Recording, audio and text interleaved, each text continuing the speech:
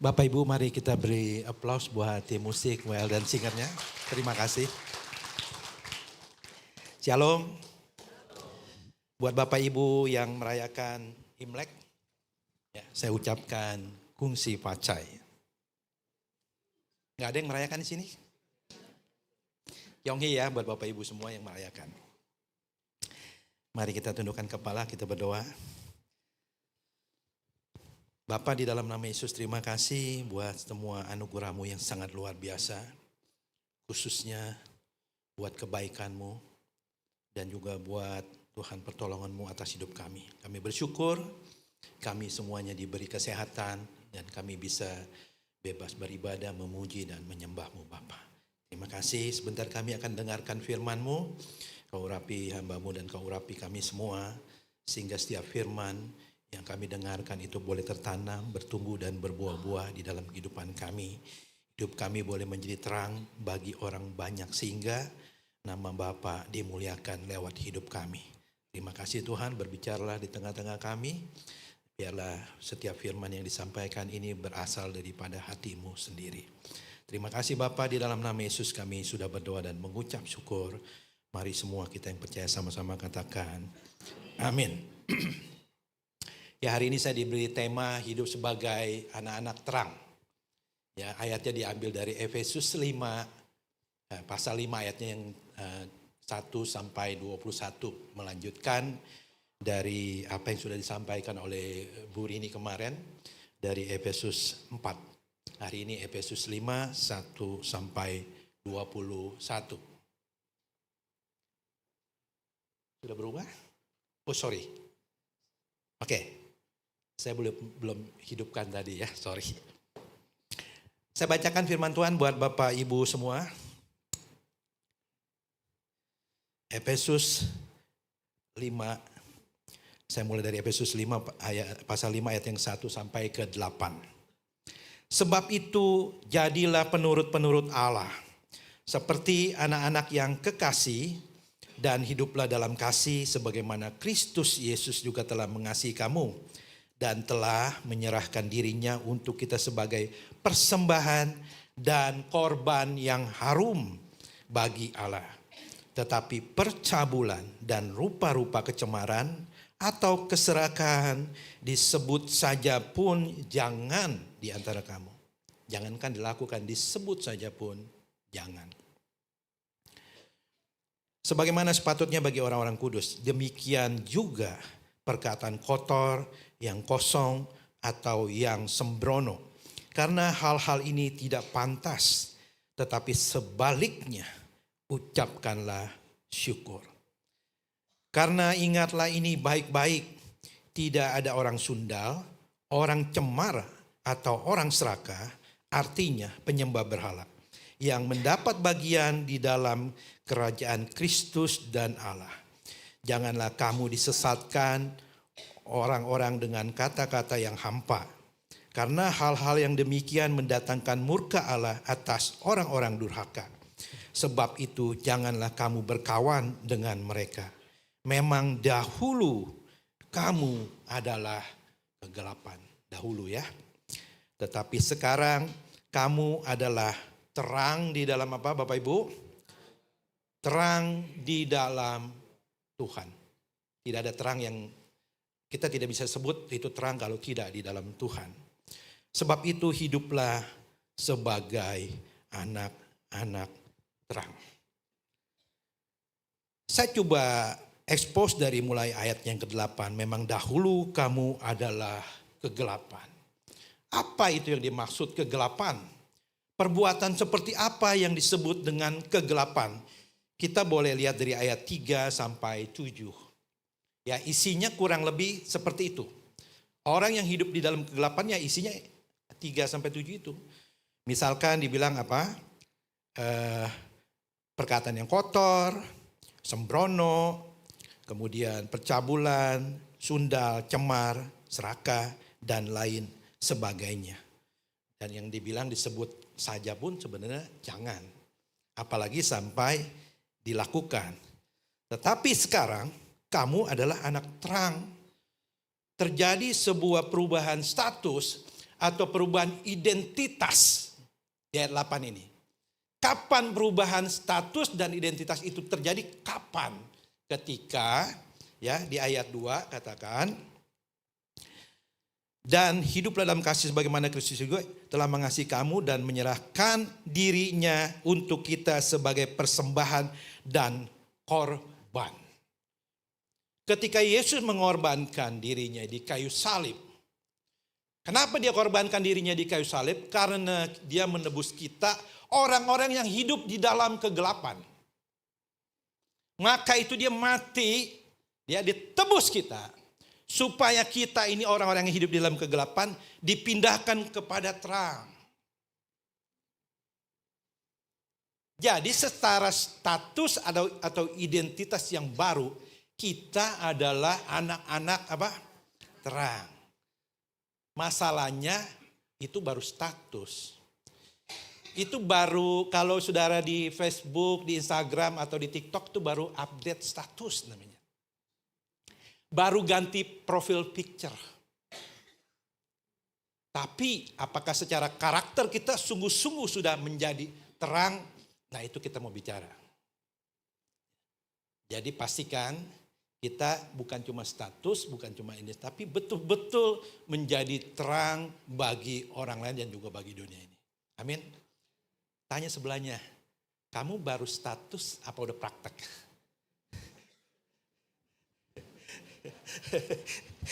Ya, kita sama-sama belajar. Saudara dan saya sama-sama kita mau praktek jadi anak-anak terang. Nah, pertama ketika kita percaya Yesus sebagai Tuhan dan Juru Selamat, hal yang pertama ya yang diminta adalah jadilah apa? Penurut-penurut Allah seperti anak-anak yang kekasih.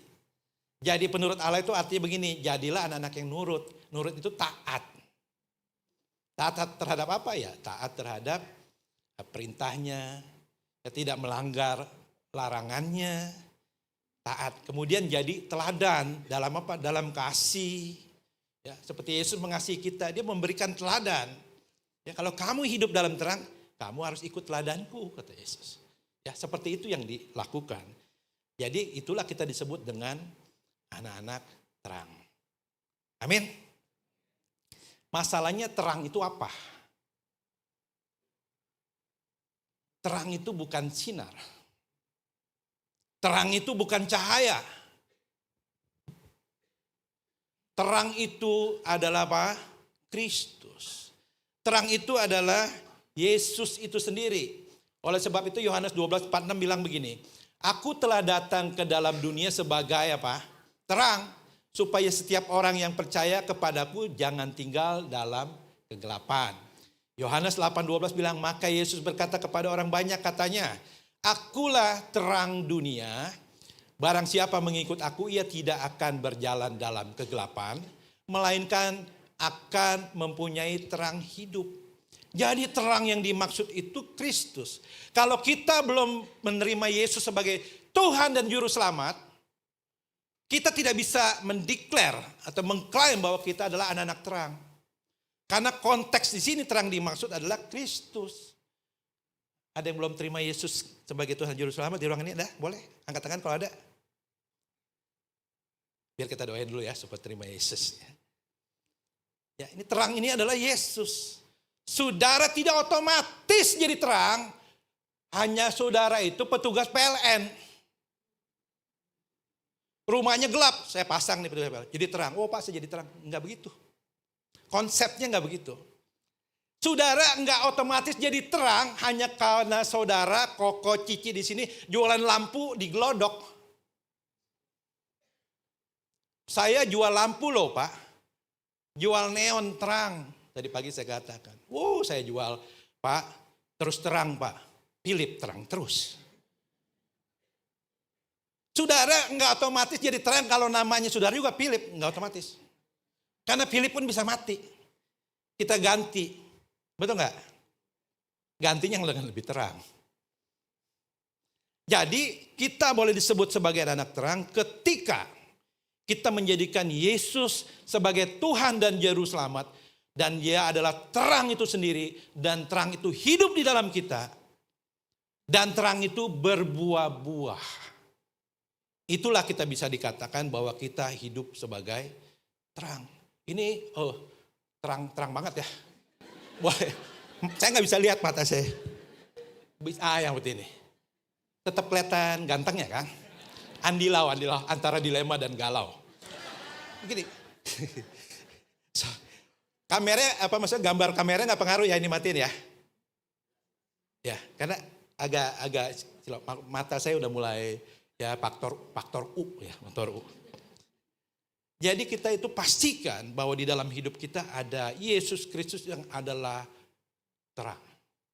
Katakan Yesus Kristus adalah terang. Nah, karena kita menjadikan dia terang, maka terang itu harus berbuah-buah. Ya, berbuah-buah. Apa itu buah-buah dari terang? Efesus 5 ayat 9 sampai ke 14.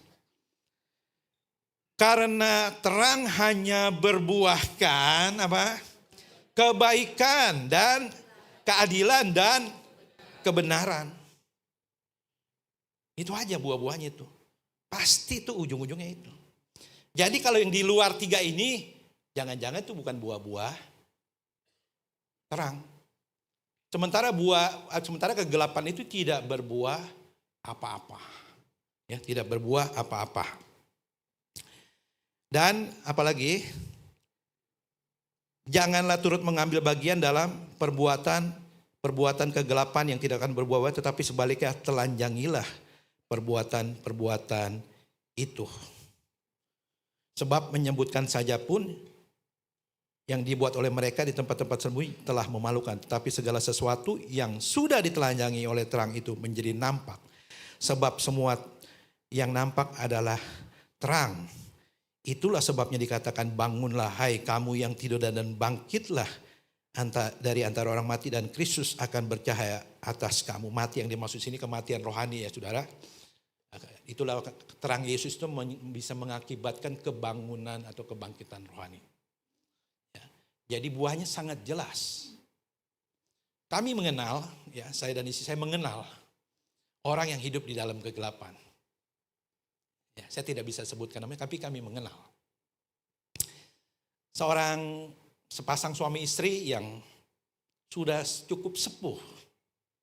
Ya, mereka udah mengarungi pernikahan udah puluhan tahun. Tapi satu ketika rumah suami istri didatangi seseorang dan orang ini mencari suaminya. Katakanlah namanya Mr. X itu ya. Kemudian yang keluar istrinya, dia tanya begini, apakah ini rumahnya si Mr. X? Oh ya, itu suami saya. Kenapa? Ya saya mau ketemu sama bapaknya. Loh ada apa? Bapak ini anaknya meninggal. Istrinya bilang begini, kayaknya anaknya kerja deh, anak mereka. Maksudnya, anak saya kerja kok enggak? Dia meninggal. Dia berpikir yang meninggal tuh anaknya dia. Paham ya maksudnya ya? Yang usianya udah puluhan tahun ya, udah dewasa. Enggak, ini meninggal katanya. Namanya si Anu, begitu namanya. Kaget, loh. Berarti Bapak salah orang. Bapak salah alamat. Suami saya namanya si X, begitu. Lalu enggak, ini betul alamat semua. Namanya memang betul tuh. Nama bapaknya ini, nama seperti suami ibu. Lalu keluarlah suaminya, dikasih tahu. Pak, anak bapak meninggal. Si ini namanya ini. Wah, kapan? Istrinya bingung.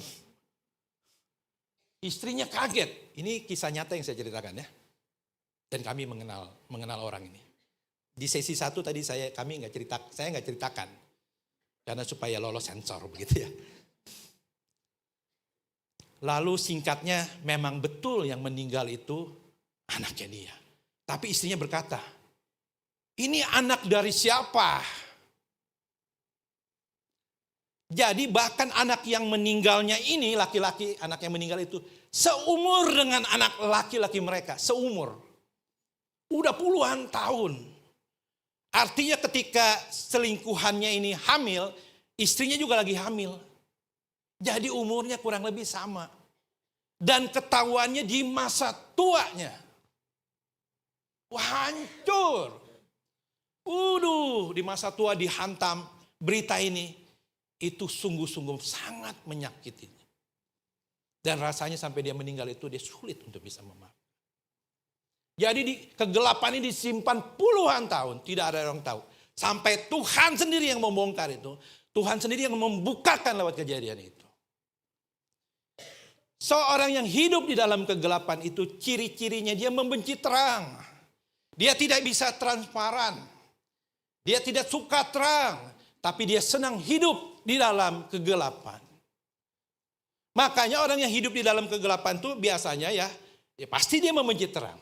Orang yang membenci terang itu pasti sulit sekali cari jalan keluar. Tadi saya ilustrasikan dan beberapa kali sudah ngomong. Saudara walaupun sering datang ke ibadah di tempat ini, datang ke gereja ini, tapi kalau saya perintahkan matikan semua lampu di ruangan ini sampai gelap gulita, saudara mau cari jalan keluar itu sulit. Bisa ketemu cuma nggak tahu berapa lama. Jadi gelap. Tapi saudara walaupun saudara yang baru pertama kali hadir di tempat ini, baru pertama kali datang, karena ruangan ini terang, saudara tahu di mana itu jalan keluar. Jadi salah satu ciri orang yang hidup dalam gelap itu sulit sekali cari jalan keluar. Dari apa? Dari permasalahannya, dari pergumulannya. Coba tanya sebelumnya, kamu sulit cari jalan keluar nggak? Pertanyaan yang mengandung penghakiman itu namanya. Pastikan kita orang-orang yang mudah menemukan jalan keluar karena ada terang Kristus di dalam hidup kita. Amin. Jadi sudahlah kita tinggalkan perbuatan-perbuatan gelap itu. Dan kita sudah ditebus, kita sudah dimerdekakan, maka kita harus berbuah-buah terang yang isinya kebaikan, kebenaran, dan keadilan. Ditelanjangi itu ya kalau orang, saya tetap mau di dalam gelap. Ya, kita mesti kasih tahu dia tentang terang firman Tuhan yang ada kebenaran. Kasih tahu dia. Sampaikan kebenaran firman Tuhan. Terus ya, firman Tuhan itu tidak akan kembali dengan apa? Sia-sia. Kita sampaikan kebenaran firman Tuhan. Firman Tuhan itu seperti pedang yang bermata dua. Ya, dia bisa memisahkan pertimbangan dan jiwa kita. Dia menusuk amat dalam sampai ke sumsum kita. Kasih tahu. Ya, semua supaya perbuatan-perbuatan kegelapan itu ditelanjangi. Tadi saya sampaikan juga bahwa pedang bermata dua atau telanjang itu terbuka lebar ya. Ya, bahasa Yunaninya itu tetrakelismenos itu. Ya, seperti kalau kita beli sop kambing itu kulitnya dikuliti, udah dikuliti, dibelah lagi tuh, ya, dikeluarin isi perutnya semua sampai bersih. Itulah firman Tuhan. Kita nggak bisa sembunyi, kita nggak bisa lari, bahkan dia menyelidiki sampai ke dalam, istilahnya sampai ke usus-ususnya. Saudara nggak bisa menghindar. Dan kita sebagai orang yang tadinya hidup dalam kegelapan, kita harus izinkan firman Tuhan itu mengkoreksi habis.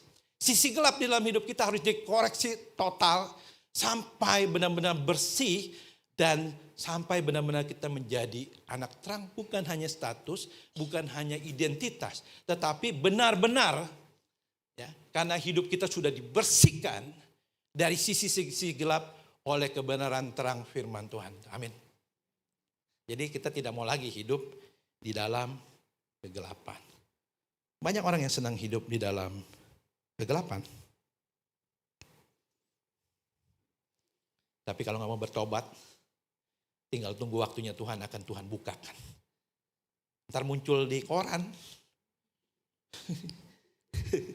Jangan sampai tunggu viral. No viral, no justice gitu. Terus saja.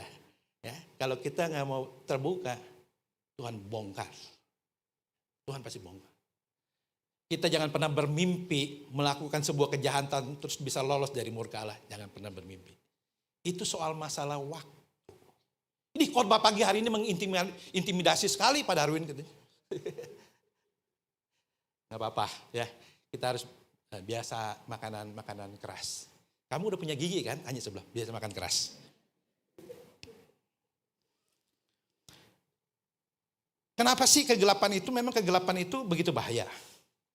Apakah kegelapan itu begitu berkuasa? Apakah kekuatan itu benar-benar memiliki kuasa yang sangat besar? Sebenarnya tidak. Bahkan para ilmuwan berkata begini, kegelapan itu karena ketiadaan terang. Begitu ruangan gelap, lampu dinyalakan, maka gelap itu dengan hilang. Tapi saya lebih suka pakai Yohanes 1 ayat 4-5, demikian firman Tuhan. Di dalam dia ada hidup, dan hidup itu adalah terang manusia. Terang itu bercahaya di dalam kegelapan, dan kegelapan itu tidak menguasainya. Sebenarnya kegelapan itu hal yang biasa. Dia nggak punya power, dia nggak punya kekuatan. Dia tidak bisa menguasainya. Bahkan alam maut pun tidak bisa menguasai Yesus. Jangan kata baru kegelapan biasa.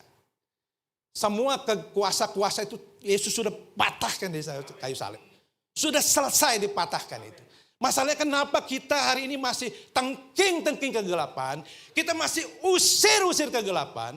Kenapa? Karena hidup saya penuh dengan kegelapan. Hidup saya penuh dengan kuasa gelap. Jadi saya harus tengking, saya harus usir. Padahal saya udah ibadah tiap hari, saya baca firman setiap pagi, tapi kegelapan masih menguasai saya. Saya harus tengking, saya harus usir. Sibuk banget kita nengking usir kegelapan. Padahal kita nggak perlu repot-repot ngusir gitu, asal kita menyadari kita bahwa Yesus itu terang, kita datang kepada Yesus yang adalah terang. Kita datang kepada terang. Kita hidup di dalam terang dan berjalan di dalam terang. Kegelapan ogah nyamperin kita. Kegelapan bilang ini orang terlalu silau men. Kegelapan kita nggak sibuk lagi ya, karena kita pastikan hidup kita memang hidup ya dan berjalan di dalam terang. Maka kegelapan itu tidak bisa menguasai kita. Ini dikit-dikit hidupnya gelap, pikiran saya gelap. Ya, persoalan saya gelap, semua gelap. Ya karena saudara mungkin, bukan saudara di sini, maksudnya saudara saya lah begitu. Nggak datang ke dalam terang. Susah saya. Salah ngomong, repot. Jadi betul-betul kita pastikan bahwa kita hidup di dalam terang. Dan berjalan di dalam terang firman Tuhan. Efesus 5 ayat 15 sampai 21. Karena itu perhatikanlah dengan seksama bagaimana kamu hidup. Janganlah seperti orang apa? Bebal, tetapi seperti orang arif. Efesus 5 ayat 15 ini saya ingin sejajarkan dengan Lukas 11:35. Ya. Efesus 5:15 Efesus 5:15 ini saya ingin sejajarkan dengan Lukas 11:35. Karena itu perhatikanlah supaya terang yang ada padamu jangan menjadi kegelapan. Ternyata terang itu bisa jadi gelap. Loh, gimana sih? Katanya kegelapan tidak punya kuasa. Kegelapan tidak punya power. Iya, kegelapan itu sesungguhnya tidak punya power, tidak punya kuasa. Selama kita tidak selama kita menerima terang dan tidak menolak terang. Benar kegelapan itu bukan apa-apa. Tapi ketika kita menolak terang, kita menolak Yesus yang adalah terang dunia, kita tolak dia, maka terang yang ada pada kita itu bisa menjadi kegelapan. So pastikan kita betul-betul tetap hidup di dalam terang. Apapun status profesi kita bisa hidup di dalam terang dan menjadi terang bagi orang lain. Tadi pagi saya kasih beberapa pantun, rasanya gak fair kalau saya gak kasih pantun di siang hari ini. Saudara jual sesuatu yang terang-terang begitu loh. Katakanlah jual neon, bohlam. Yang terang-terang ya, kecuali saudara jual bohlam merek seram ya. Oh seram gitu ya. Itu gelap tuh horor gitu. Tapi saudara layaninnya cemberut aja. Oh Ci, ini berapa duit? Nanya mulu. Beli nggak ntar? Wih galak banget. Mukanya asem. Mukanya ditekuk. Dilipet 8. Itu orang males. Emang kita jualan yang terang tapi kita melayani dengan muka asem gitu ya. Sampai muka kita gelap. Tapi kalau saudara layani dengan senyum. Senyum gitu. Mau apa Pak, Ibu? Mau beli lampu ya? Gelap kan di rumah kan? Iya, saya lampu nih. Terang. Senyum, murah senyum. Ih, pembeli itu merasa luar biasa sekali nih pelayanan Koko Cici di tempat ini. Murah senyum. Ih, dia merasa diberkati. Betul-betul dia sangat diberkati dengan senyumannya. Sampai pembelinya bilang begini. Wih, minum teh poci di seberang kali. Senyum Koko Cici terang sekali. Ih, wadaw. Ih, tersipu-sipu Koko Cici ini. Langsung dia balas. Hujan-hujan beli kecap ikan di Bekasi. Segala pujian saya ucapkan terima kasih. Wih, sweet. Jadi orang senang. Betul gak? Orang senang. Kita betul-betul jadi terang. Muka kita juga berseri-seri. Coba lihat kanan kiri mukanya ada yang gelap enggak? Atau ada yang glowing, bukan karena skincare loh ya. Terangnya itu karena penuh dengan kemuliaan Tuhan. Bukan karena bedaknya tebal. Ya bedak tebal boleh, gak apa-apa.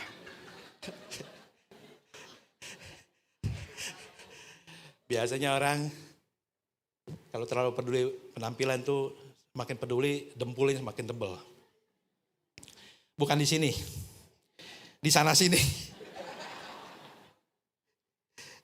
Ya, perhatikan ya, kita harus tegas, jangan seperti orang bebal. Orang bebal tuh begini. Orang bodoh tuh begini. Jangan merokok. Merokok itu gak baik loh, gak sehat. Menyebabkan kanker, gangguan jantung, impoten, dan merokok itu membunuhmu. Atau siapa? Ya, nih mana bungkus rokokmu, nih baca tulisannya. Oh iya ini, benar ini, tulisannya benar, gak nakut-nakutin tuh benar loh ya. Benar, itu gak nakut. Yang nulis pun dari pabrik rokoknya. Orang bodoh itu dikasih tahu. Yang dia gak tahu dikasih kebenaran. Oh iya loh benar. Ini bisa mematikan nih. Bisa kanker, jantung dan sebagainya. Dikasih tahu kebenaran dia berubah, dia gak mau ngerokok lagi. Tapi kalau orang bebal ya, kamu ngerokok itu bahaya loh. Kata siapa? Ini kata tulisan yang dirokok ini ada tulisannya. Ini tulisannya ya, ngerokok itu bisa menyebabkan kanker, gangguan jantung, gangguan janin juga ada ya. Dan membunuhmu, sekarang lebih serem, membunuhmu, tenggorokan bolong. Kenapa tenggorokan bolong? Kalau yang bolong belakang tuh namanya sundal bolong. Terus dikasih tahu nih, kebenaran nih, dia tetap ngerokok. Itu bebal tuh. Kenapa? Dia bilang gini, lebih baik gua dibilang bebal daripada gua gak ngerokok. Bebal. Nah yang ketiga itu degil. Degil tuh udah dikasih tahu kebenaran apa, dia bilang nggak apa-apa. Degil tuh begini malah tingkatannya, dikasih baca buku bahaya merokok, dia baca, dia bilang, bahaya ya, ngeri loh, luar biasa. Aduh Pak, setelah saya baca buku tentang bahaya merokok, saya memutuskan untuk berhenti membaca. Itu degil, itu.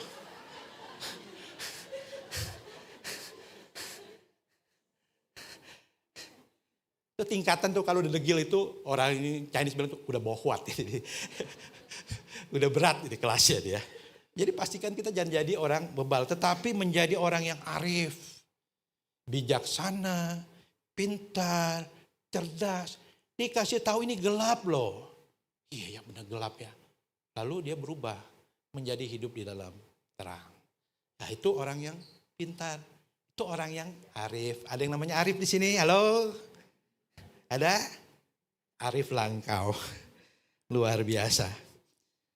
Lalu apalagi? Dan pergunakanlah waktu yang ada karena hari-hari ini adalah jahat.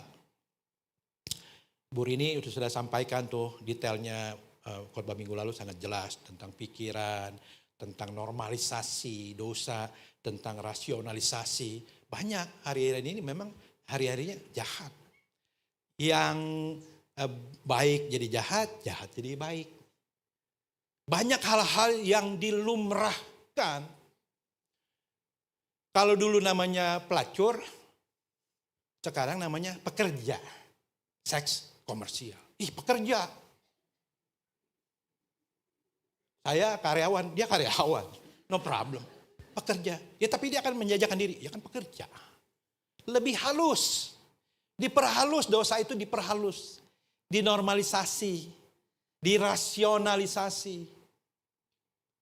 Kalau selingkuh itu nggak apa-apa.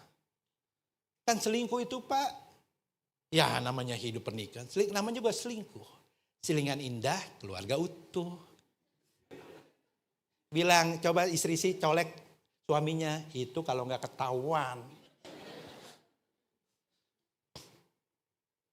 Ya, apalagi anak muda pacaran itu, kalau nggak pre-sex itu mah, kamu tuh anak apa, anak Gen Z, macam apa kau gitu.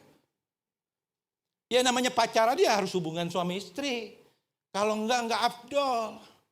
Hari-hari ini keperawanan tuh kalau zaman saya dulu kayak tua banget gitu ya. Kayaknya keperawanan itu kan menjadi buat perempuan ya sesuatu yang dijaga banget gitu. Sekarang itu udah hubungan bebas itu putus aja mau pikirin gitu. Semakin dinormalisasi, semakin dirasionalisasi itu. Hari-hari ini semakin jahat. Wow, ngeri sekali. Jadi bagi yang punya anak perempuan hati-hati tuh ya. Ya saya punya anak perempuan sih, tapi minimal calonnya itu mesti ikut Kempries Jatim 21 lah minimal. 1, 2, 3. Wih, masih ada.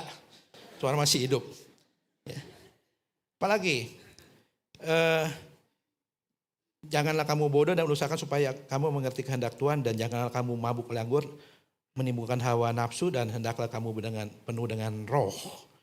Ya, kita tahu bahwa daging itu lemah dan roh itu penurut. Jadi kita hidup dalam roh. Udah hidup di dalam terang dipenuhi roh. Wah, itu mantap. Hidup di dalam terang. Enggak ada lagi rahasia. Enggak ada lagi diam-diam, transparan. Ya, transparan betul-betul transparan. Ya tadi pagi saya ceritakan katanya istri saya katanya diomongin katanya. Ini saya ceritain sama nih, ini asli nih, ini enggak dipelintir. Saya punya PIN, dia tahu semua. Bukan cuma dia, anak saya di sini ada 2 orang, itu PIN ATM saya tahu semua. Password email saya tahu semua. Password sekuritas investasi saham, anak saya tahu juga. Enggak ada yang saya tutupi. PIN boleh untuk eksternal. Supaya apa? Supaya HP kita jatuh, apalagi ada mobile banking apa. Ya enggak apa-apa itu. Untuk orang lain. Supaya dia enggak bisa akses. Pakai PIN boleh. Tapi kalau di rumah PIN-nya itu istri anak-anak boleh tahu? Boleh tahu. Kalau ada apa-apa minimal dia tahu. Ya internet banking segala macam dia tahu. Ini banyak orang yang istrinya nggak tahu. Tapi kalau istri tetangganya tahu PIN-nya dia. Widih ngeri. Istrinya tidak tahu tapi kalau selingkuhannya tahu PIN ATM-nya. Dikuras terus duitnya. Tinggal pulang ke rumah tinggal bawa cucian kotor. Duit habis. Transparan, buka semuanya. Ya. Seperti tadi pagi juga saya ceritakan tentang perdagangan di Timur Tengah kuno dulu itu. Jualan barang itu, kiosnya itu nggak ada jendela, nggak ada pagar, nggak ada dinding. Barang yang dijual itu dibawa ke sinar matahari panas gitu. Supaya barang yang dijual itu kelihatan. Ada cacat atau tidak. Kain sutranya, benangnya ada yang jelek atau enggak. Kalau tuh barang-barang tembaga kuningan ada yang retak atau tidak. Dibawa kepada terang supaya terlihat semuanya. Kalau hidup kita pun begitu seharusnya. Transparan. Tuhan, hidupku aku bawa kepada terang-Mu Tuhan. Engkau lihat seluruh keberadaanku, cacatku, kelemahanku, aku nggak mau sembunyikan. Walaupun sembunyikan Tuhan tetap tahu. Atau cuma kita punya kesadaran bahwa hidup itu hidup yang transparan. Hidup yang bisa dibaca oleh semua orang. Tidak munafik. Muka Nabi pikiran kotor katanya. Apa tuh? Kepada pasanganmu, istrimu, saya bilang sama dia, istri saya maksudnya, bukan kepada istri yang lain. Saya ingin terbuka, silakan. Bahkan dia dompet saya aja dia obrak-abrik sama dia itu. Tiba-tiba besok pagi ambil dompet udah berubah gitu. Ini kapan digantinya nih? Aduh, coba kalau ada surat cinta di dalamnya. Wih, dia baca. Waduh, ini surat cinta siapa? Nggak ada surat cinta itu. Ada WA, bercanda, bohong, bercanda itu.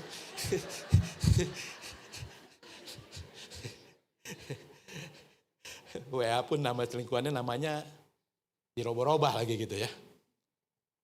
Jadi terbuka. Kemarin saya Daniel itu, kami menghadiri reuni di Pria Sejati. Daniel itu diinterview oleh para pemimpin Pria Sejati itu. Dikorek habis tuh. Daniel, papamu suka mukul ya? Nggak nanya begini, papamu pernah mukul nggak? Nggak, nanyanya. Ngeri ya, di Pria Sejati itu ngeri-ngeri sedap. Papamu suka mukul ya? Kan itu asumsi namanya. Beda kalau nanya itu pernah mukul sama suka mukul ya. Itu intonasinya udah sadis itu. Anak saya bilang, enggak. Yang benar, maksa lagi. Orang yang enggak maksa. Kayaknya pengen banget ngeliat saya jadi tersangka gitu, pengen banget tuh Pria Sejati itu. 1, 2, 3. Jadi kita enggak. Papi baik. Diceritain. Saya bilang gini, lu tanya terus. Lu tanya, gue minggir, lu tanya gak apa-apa. Saya lagi khotbah di gereja lain, tanya istri saya soal marah-marah. Saya pun masih suka marah-marah. Tapi tanya istri saya, masih suka marah-marah gak? Dia bilang apa? Sering. Wih, saya lagi di mimbar. Dia bilang sering. Saya marah, kagak. Biarlah dia bercerita apa adanya. Biarlah dia ungkapkan, saya gak pernah takut. Ya itulah. Gak ada kita semua yang sempurna. Gak ada. Ada yang sempurna di sini. Gak ada yang gak pernah bikin masalah di sini. Wih, banyak yang bikin masalah. Ya, kita nih sering bikin banyak masalah. Cuman saya, ya udah gak apa-apa, sebutin. Oke-oke aja gak masalah. Kalau perempuan kan gak pernah salah.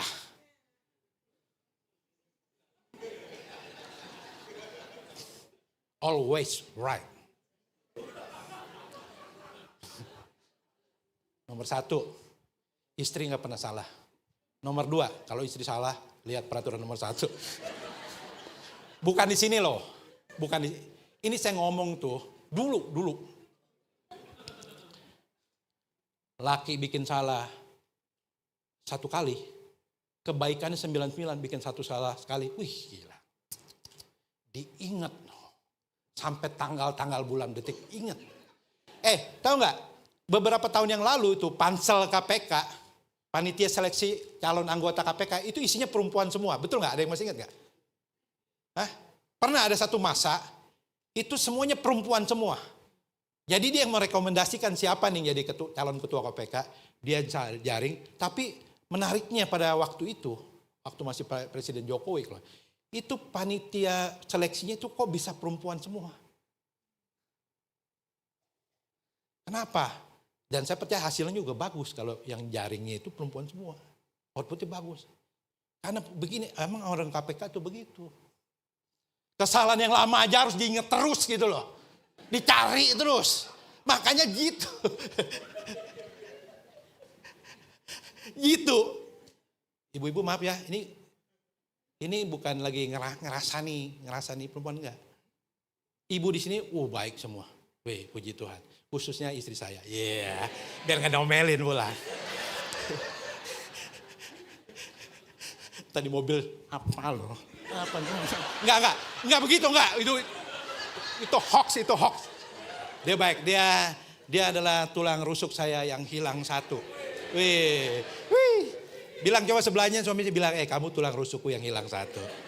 Kalau yang hilang dua itu repot, ada satu lagi di luar. Gile mungkin, segawat ini.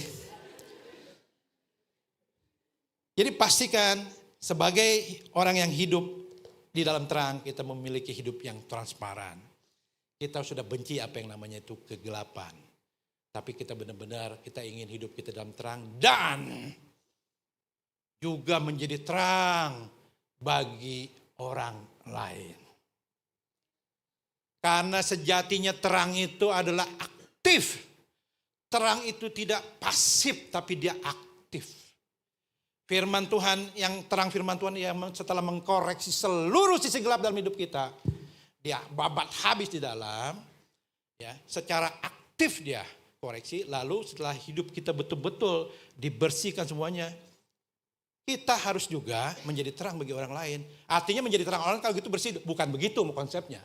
Artinya kita perlu bukan hanya status terang. Bukan identitas di dalam terang. Tapi betul-betul sungguh menjadi orang yang terang. Karena firman Tuhan sudah membersihkan kita dari sisi-sisi gelap. Dan kita harus jadi terang bagi orang lain. Dan saya tutup dari Matius 5 ayat 14 sampai 16. Kamu adalah terang dunia.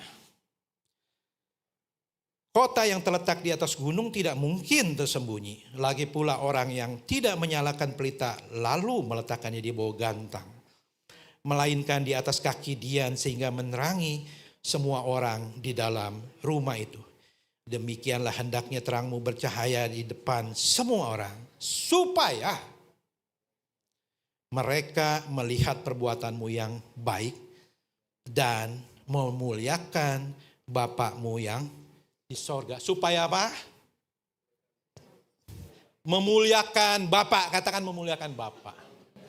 Bukan memuliakan saya, katakan. Bukan memuliakan saya. Jadi motivasinya mesti jelas.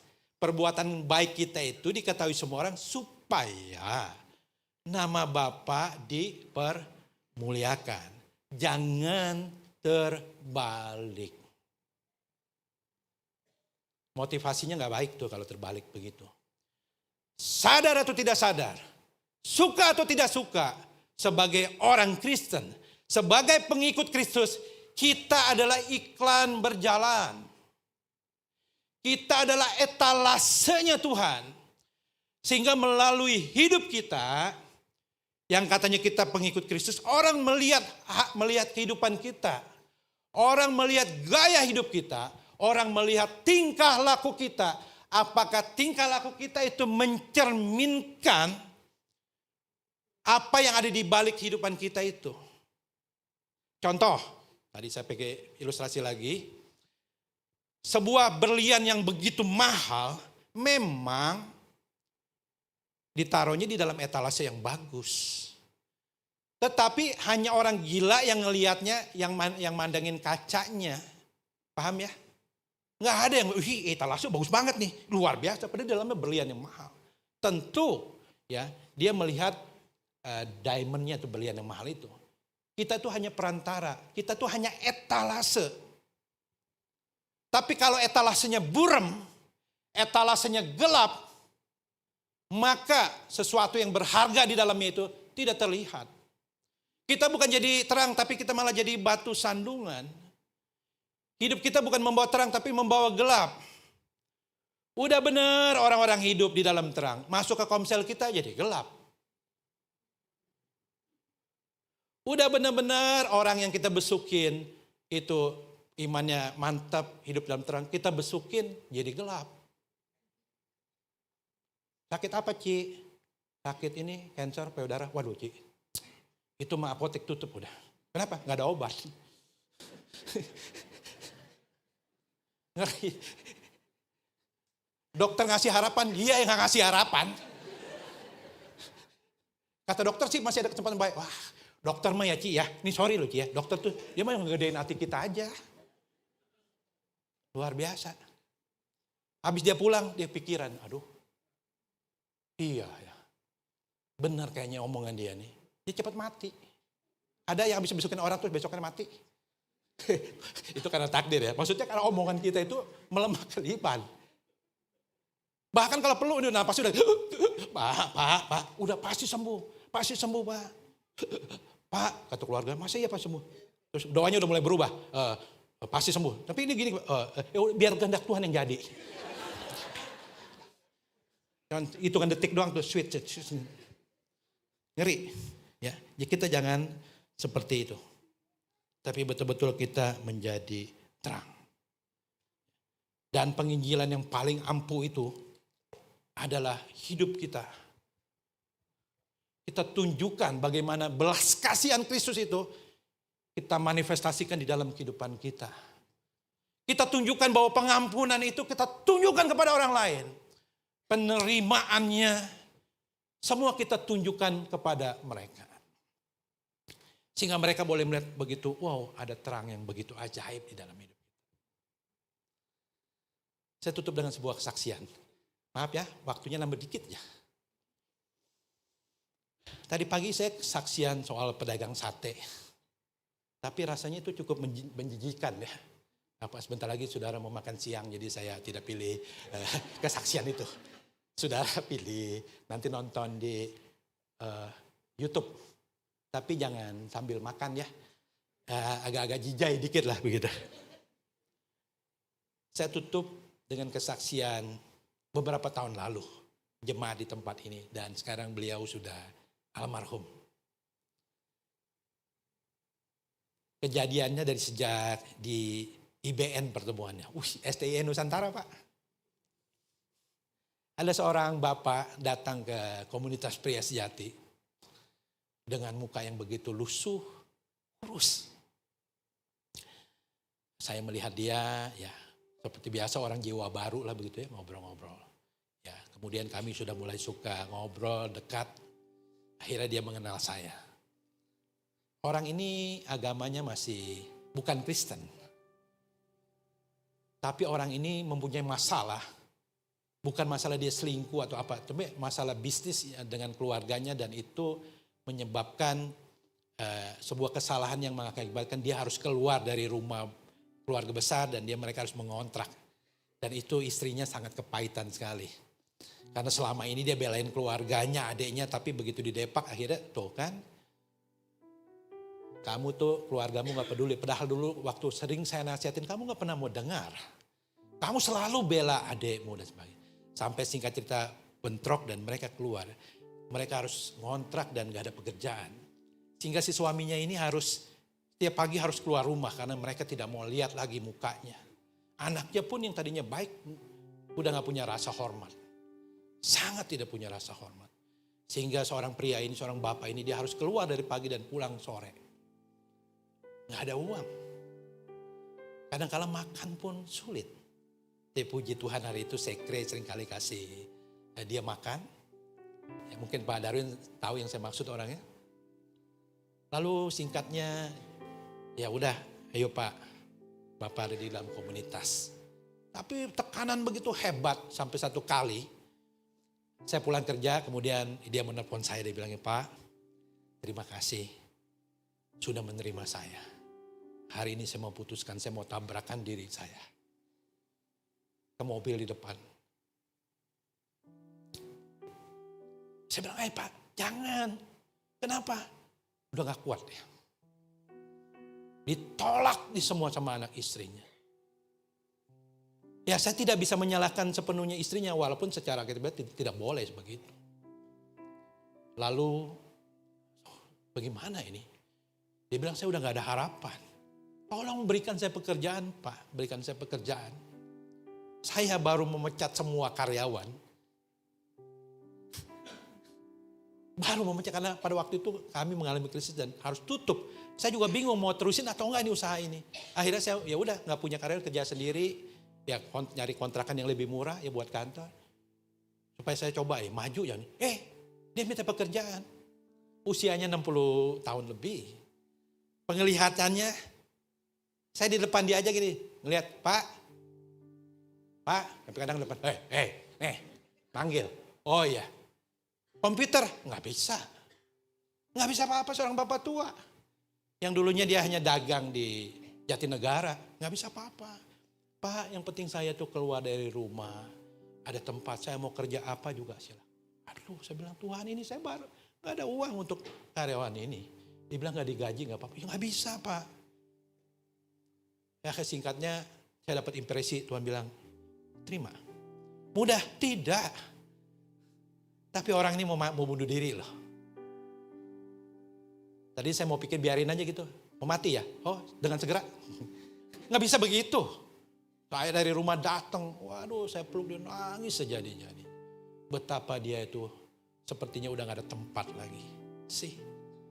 Tuhan bilang kamu harus jadi terang bagi orang. Saya terima bekerja. Di kantor ngapain? Nggak ngapa-ngapain. Dia tidur makan bangun. Makannya lebih banyak daripada saya. Kalau Gojek online tuh 200 ribu misalnya gitu ya. 130 ribunya kira-kira dia gitu. Makannya banyaknya luar biasa. Dari kurus sampai gemuk dia tuh di kantor saya. Bahkan istri saya bilang gini, jangan-jangan dia mati gara-gara kamu gak ya katanya. Kan semangat. Wih, sembarangan sekali. Akhirnya dia mulai baca Alkitab. Gak kelihatan. Kita beliin Alkitab yang 1,5 meter Pak. Yang gede. Mati gak lihat. Udah gede gitu, aduh masih buram ya. Saya beliin kaca pembesar yang gede. Wih, baca Alkitab 1,5 meter, pakai kaca pembesar. Saya bilang gini, bapak gak ada rema mah bohong itu. Gak pulih mah bohong baca Alkitab 1,5 meter, pakai kaca pembesar gitu. Itu masuk. Istrinya bilang gini, Pak, kalau bisa dia itu jangan pernah balik ke rumah. Gajinya kasih saya, tapi jangan dia mau mati, mau apa juga terserah. Sampai saya bilang, saya udah gemes banget sama istrinya. Bukan gemes mau nyubir gitu loh ya, enggak loh ya. Sampai saya bilang ini, aduh ampun saya bilang ini. Saya bawa di rumahnya saya bikin rekonsiliasi, basuh kaki anaknya. Enggak usah, enggak pantas dia. Teman saya yang datang ikut mau rekonsiliasi, diomelin. Tapi lama-lama saya terima orang ini. Saya terima. Ya, walaupun dia gak bisa apa, mau tidur. Matanya gak bisa apa melihat. Suatu kali di ruangan saya tuh keramiknya putih. Ada kecoa mati terbalik gitu ya. Mati. Berapa kecoa? Dia lagi nyapu gini. Pak, itu ada kecoa mati. Tahu gak? Dia ambil tisu. Dicomot. Dibungkus, dia jalan. Itu kecoanya masih ada. Saya dimenyok ngakak, Pak itu kecoa, enggak ini di dalam tisu. Itu keramik putih, kecoa itu kan hitam kan. Ada kecoa pirang kan jarang ya. Kecuali dia buceri ya, bule cat sendiri. Gak bisa apa-apa.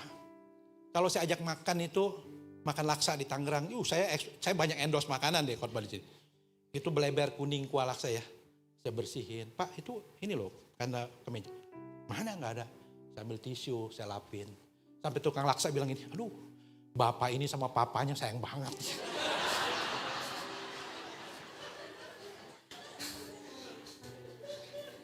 Dia sesakit apapun, makannya gak pernah kurang Pak. Heran tuh luar biasa dia.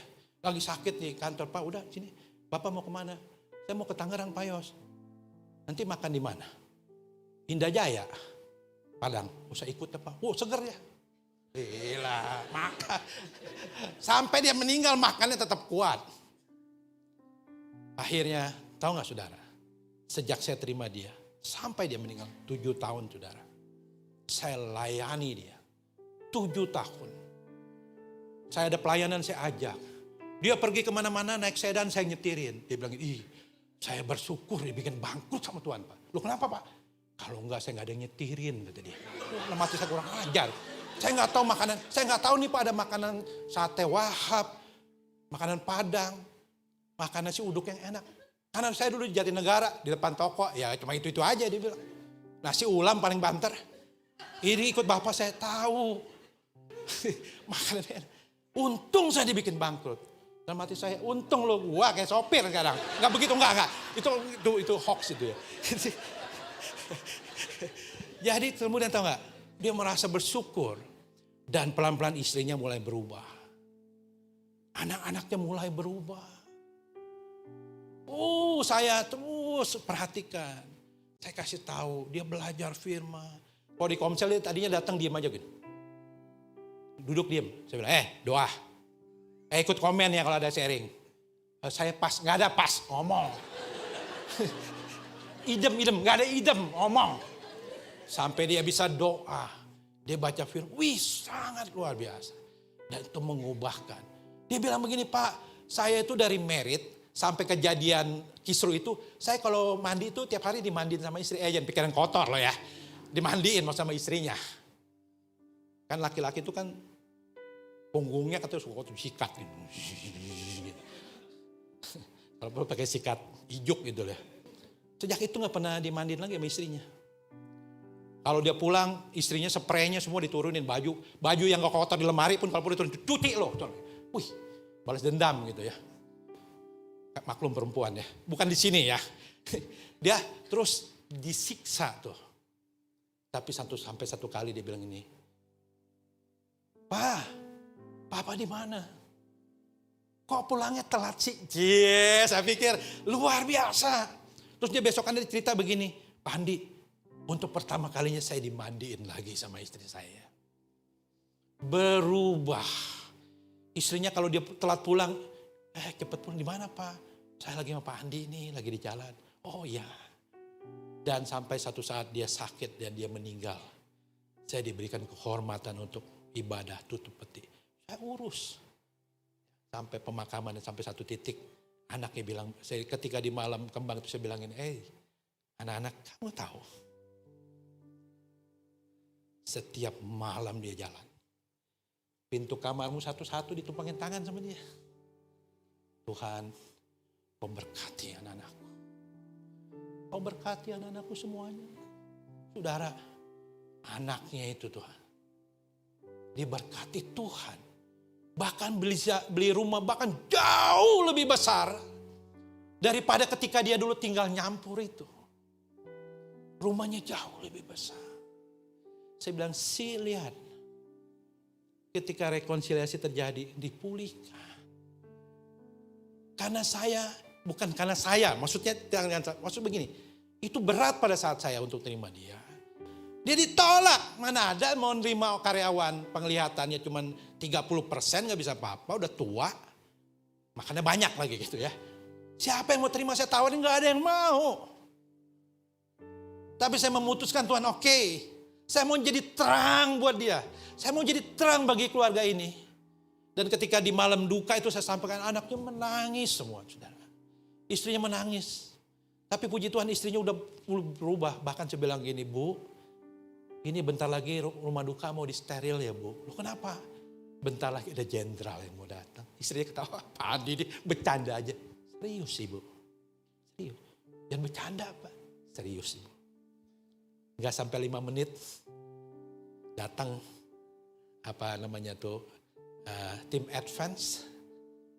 Mulai diperiksa begitu ya. Izin Pak. Bentar lagi komandan saya mau datang jenderal saudara. Istrinya kaget. Ini tadi Pak Andi benar ngomong. Benar. Kemudian tiba mobil dinas turun seorang perwira jenderal saudara. Pakaikan dinas masuk di depan peti dia langsung begini. Waduh.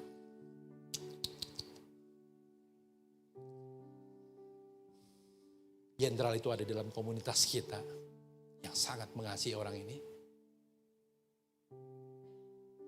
Istrinya menangis tidak pernah terbayang. Tidak pernah terbayang. Dia memberi hormat dan memberi salam. Tidak lama kemudian tinggalkan. Sampai rumah duka sebelah sama ini siapa orang yang meninggal ini? Orang yang gak dipandang. Oleh dunia sebelumnya gak pernah dipandang. Saya mau jadi terang buat dia. Anaknya, Om, cukup.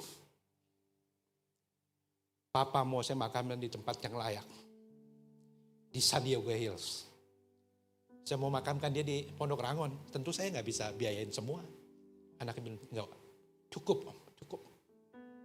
Kami yang akan berbakti di masa kematian ini.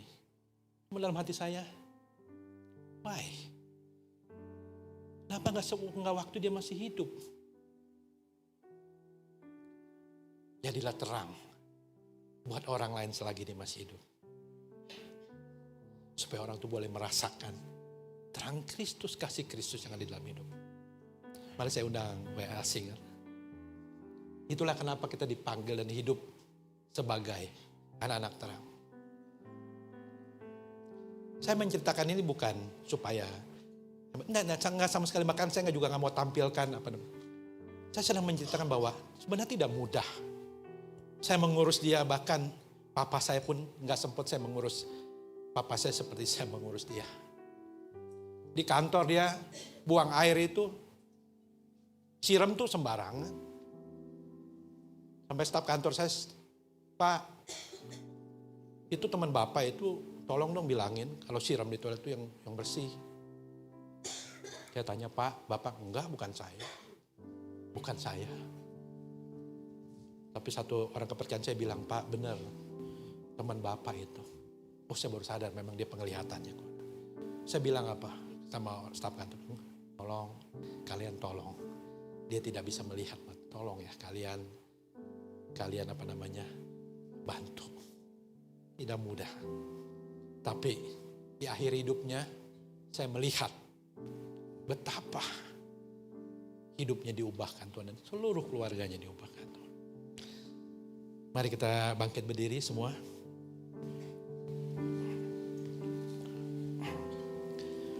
Tuhan mau kita jadi terang di dalam kegelapan dunia ini.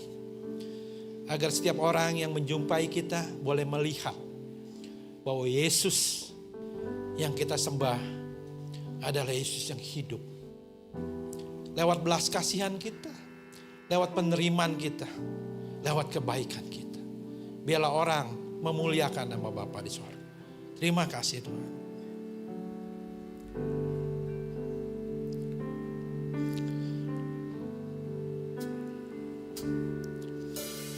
Tuhan, inilah hidupku. Ku serahkan padamu segala cita-citaku, masa depanku menjadi milikmu. Jadikan kami terang di tengah kegelapan dunia, membawa bangsa-bangsa kepadamu. Tuhan, ini kerinduanku bagimu Tuhan, seluruh hidupku. Pakailah Tuhan bagi kemuliaan-Mu, genapi seluruh rencana-Mu, sampai bumi penuh kemuliaan-Mu. Kita nyanyikan lagi dari awal lagu ini. Tuhan, inilah hidupku. Ku serahkan padamu segala cita-citaku, masa depanku menjadi milikmu. Jadikan kami terang-Mu Tuhan. Jadikan kami terang-Mu di tengah kegelapan dunia, membawa bangsa-bangsa kepadamu. Tuhan, ini kerinduanku Bagimu Tuhan seluruh hidupku. Pakailah Tuhan bagi kemuliaan-Mu.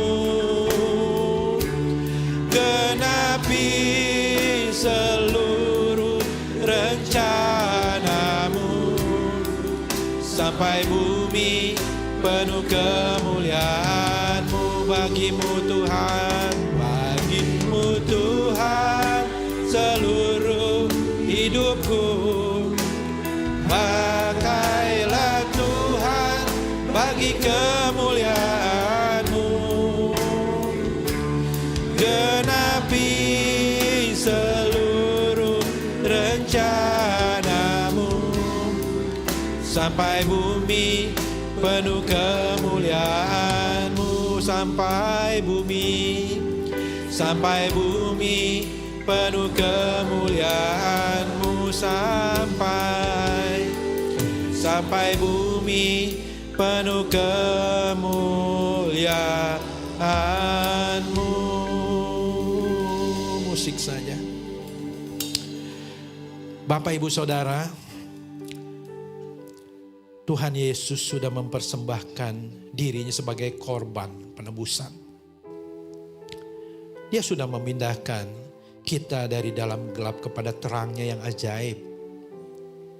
Hendaklah saudara dan saya menjadi penurut Allah. Kita meneladani hidupnya dengan cara kita hidup di dalam terang. Khusus kepada para pria-pria, engkau adalah imam di dalam rumah tangga. Engkau adalah sumber. Engkau adalah kepala di dalam rumah tangga. Jika perbuatanmu gelap, maka gelaplah seluruh kehidupan rumah tanggamu. Sebaliknya, jika hidupmu ada di dalam terang, maka sebagai sumber, sebagai kepala, maka kehidupan rumah tanggamu dipenuhi oleh terang kemuliaan Allah. Untuk itu secara khusus saya menekankan ini kepada para kepala keluarga. Tinggalkan perbuatan gelap. Hiduplah transparan dan terbuka di hadapan Tuhan. Dan selalu siap dikoreksi oleh kebenaran firman Tuhan. Buat para ibu, juga jadilah terang di tengah-tengah keluarga. Sehingga keluarga kita menjadi keluarga yang betul-betul melambangkan keluarga ilahi yang takut akan Tuhan. Bapak, terima kasih hamba-Mu berdoa buat para anak-anak-Mu yang hadir di tempat ini Tuhan. Jika hari-hari ini hidup kami masih diliputi oleh kegelapan akibat dosa. Jika kami masih Tuhan di dalam pergumulan akibat kesalahan yang kami buat, Tuhan, kami mohon ampun Tuhan. Pulihkan kehidupan kami sehingga Tuhan sisi gelap dalam hidup kami berubah menjadi terang Tuhan. Dan biarlah Tuhan segala bentuk pelayanan kami dan terang kami itu tidak lain dan tidak bukan supaya untuk memuliakan nama Bapa di sorga. Terima kasih Tuhan, sekali lagi hamba-Mu serahkan seluruh keberadaan kehidupan kami semuanya ke dalam tangan-Mu. Dan Tuhan berikan kami kekuatan, kemampuan supaya Tuhan kami bisa mengaplikasikan kebenaran firman-Mu di dalam hidup kami. Dan hidup kami menjadi terang bagi orang banyak. Terima kasih Bapa, di dalam nama Yesus kami sudah berdoa dan mengucap syukur. Mari kita yang percaya sama-sama katakan amin. Selamat hari Minggu, Tuhan Yesus memberkati.